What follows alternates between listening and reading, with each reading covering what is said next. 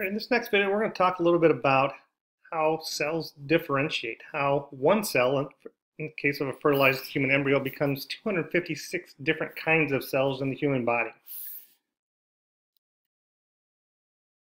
So during the development of organisms, cells differentiate to become specialized. In other words, that one cell can't do everything that a living thing needs to do, but it does certain things really, really well. Animal and higher plants pass through a developmental stage called an embryo stage. And it's during the embryo stage when this specialization, this differentiation happens.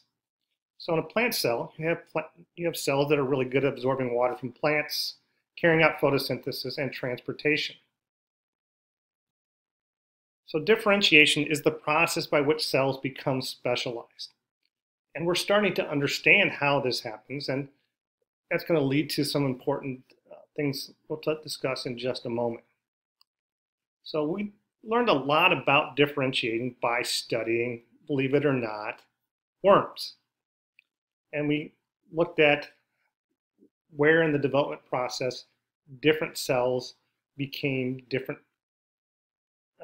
structures and different organs and so on throughout the body of a living thing. So stem cells are the key to this. Stem cells are unspecialized cells from which differentiated cells develop. And not all stem cells are the same. There are different kinds of stem cells, some that are only in the embryo, some that are in the adult, and some that we can actually make in the lab. So there's a couple terms when you describe different kinds of stem cells. One of these terms is totipotent. Totipotent stem cells can develop into any kind of cell in the body, including the cells that make up the extra embryonic membranes like the placenta and the amnion and all of those different things that help the developing embryo and developing fetus. Pluripotent stem cells can develop into most but not all of the body cells types. So from an embryonic stem cell, if you get the right message, it can become any of 256 different cells in the human body. And those cells typically are found in an area of the embryo called the inner cell mass, which forms in the development of the embryo. And getting the right signal tells it to do these different things. Part of it is location, and part of it is the different growth factors and different signals that we're working out. And if we can figure out how to do this, we can make replacement cells for people whose cells have stopped working, like for people with Parkinson's, their dopamine cells don't work, and so on. Adult stem cells are multipotent. They can develop into certain kinds of cells. For instance, bone marrow, the cells in bone marrow can become any kind of blood cell, but they can't make muscle cells or other types of cells. Bone marrow, hair follicles, places that are constantly being replaced. There are also some in your brain, some in your heart, and some in skeletal muscle.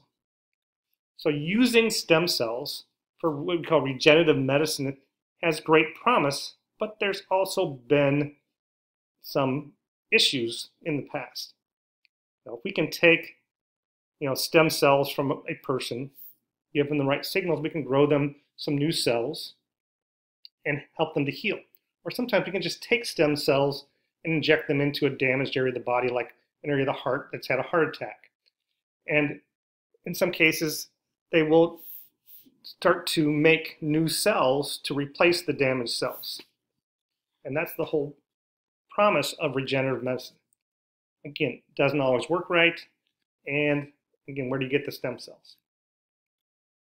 Human adult stem cells research is rarely controversial because you have adults that can donate the stem cells. You can take cells from bone marrow or someplace like that. Embryonic stem cell research is controversial because you have to get them from an embryo. In the process of doing that, it destroys an embryo. And that gets into the whole question of when does life begin? Does it begin at conception? Does it begin at birth? And so there are those issues that go along with that. And that's created some problems and has slowed down stem cell research and development because where do you get those stem cells? Some people suggested we can take embryos from people that have done reproductive therapy, in vitro fertilization, and they have eggs that they're not going to use. But again, people still say, well, those cells could have become a person if we allowed them. So there's issues there.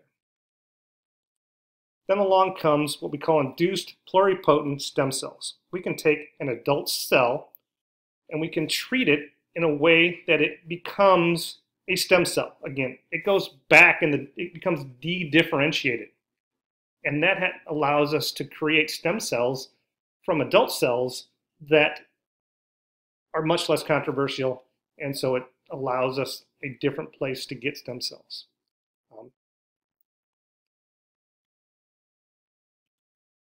So we have, again, not totipotent, but